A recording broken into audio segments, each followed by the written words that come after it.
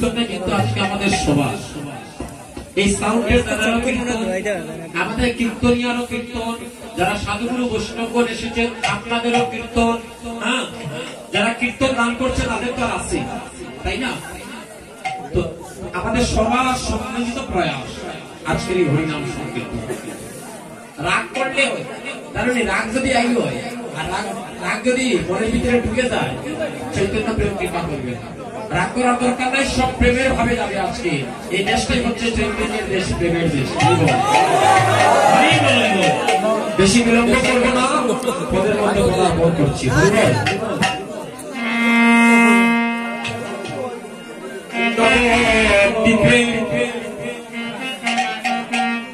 নবদ্বীপে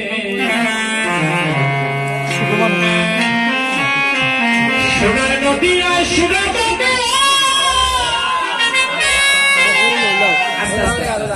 কথা বলছেন আপনারা, ঠিক আছে? একবারে নিল, আমি যখন বলবো তখন ধরে দেবেন আপনারা। এবার কিন্তু মিষ্টি সুর দেব, যদি আপনারা মিষ্টি মনে করে আস্বাদন করবেন, তিতা যদি মনে করে কিছু বলার নেই, ঠিক আছে? আপনাদেরকে বুঝিয়ে দেওয়ার জন্য চেষ্টা করতেছি। রাধারানী আপনাদেরকে করুণা করুক, আমাকে করুক, আমরা সবাই যেন বিষয়টা বুঝতে পারি। সুরপতি গঙ্গা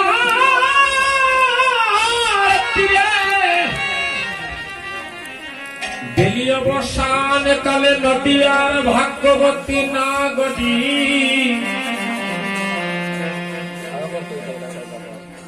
নদিয়ার নাগরী, ভাগ্যবতী নাগরী আপনার আমার মতো। সে ছিল না, সে ছিল পরম ভাগ্যবান। আজকে কেউ হলে হতেও পারে, যদি তার ভক্তি স্থির হয়ে থাকে, তার লক্ষ্যটা যদি স্থির থাকে, তাহলে তারও ভাগ্য হলেও হতে পারে। কতদিন থেকে গান করছি, ওই মহাপ্রভু তো করুণা করলো না। ভক্তগণ, তার নাম ছিল বিষ্ণুপ্রিয়া, হৃদয়ঙ্গম করুন। যে গৌরূপ দর্শন করেছে, অনেকে বলে কোন এক ভাগ্যবতী নাগরী, না না, বৈষ্ণব পদাবলী, পদলহরী, গীতরত্নাবলী পরিষ্কার প্রমাণ দিয়েছে। পদলহরী, গীতরত্নাবলী, এই দুইটা গ্রন্থ, পদাবলী কীর্তনের যে দুইটা গ্রন্থ পরিষ্কার প্রমাণ দিয়েছে কোন ভাগ্যবতী, কোন এক ভাগ্যবতী নয়, নাম বলে দিয়েছে, যার নাম ছিল বিষ্ণুপ্রিয়া। নাগরীর নাম ছিল বিষ্ণুপ্রিয়া। বেলি অবসান কালে সুরপতি গঙ্গার জলে গিয়েছে সুরধনী বাড়ি আময়ন করতে।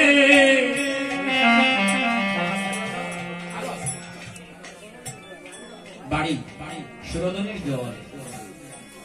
আমি সন্ধ্যাবেলা বলেছিলাম সুরধনী কোথায়, আমরা সবাই জানি সুরধনী হচ্ছে যেখানে সাধুগুরু বৈষ্ণবগণদের আগমন ঘটে, আমার মায়েদের আগমন ঘটে, যে স্থানে বসিয়া ভক্তগণ দুবাহু তুলিয়া হরিবলের ধ্বনি করে আর মায়েরা অনুধ্বনি করে, সেই স্থানটা হয়ে যাওয়ায় সুরধনী। সেই সুরধনীতে জীব ধর্ম প্রবর্তক সংকীর্তনের পিতা রাধা গোবিন্দের নিমিত তনু, যিনি কলিজীবের ভাগ্যাকাশে 1886 খ্রিস্টাব্দে নবদ্বীপের উদয়গিরিতে হরিবল হরিবল বলে উদয় হয়েছিলেন। আহা, ওনার কিন্তু আসল বাড়ি মেইন বাড়ি, যেটা যেখানে জন্মস্থান বলা হয় আমাদের সিলেটে। সিলেটে ঢাকা দক্ষিণে আমার মহাপ্রভুর বাড়ি। আমরা প্রাণ ভরে বলি আমাদের সিলেটি আর প্রাণ গৌরাঙ্গ। হ্যাঁ, নবদ্বীপে গিয়ে উদয় হইল, হরিবল।